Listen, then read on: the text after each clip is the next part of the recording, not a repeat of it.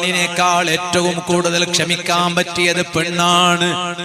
എന്തേ കാരണമെന്നറിയോ?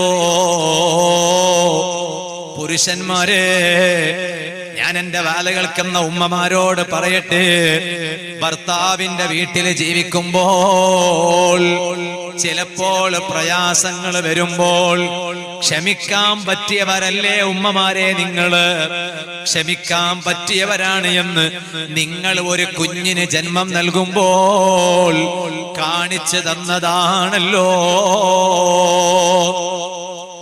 ഒരു കുഞ്ഞിന് ജന്മം നൽകുമ്പോഴുള്ള വേദനയെ പോലെയുള്ള ഒരു വേദന, ആ വേദന ഒരു ആണിന്റെ ജീവിതത്തിൽ ഉണ്ടാകുമോ?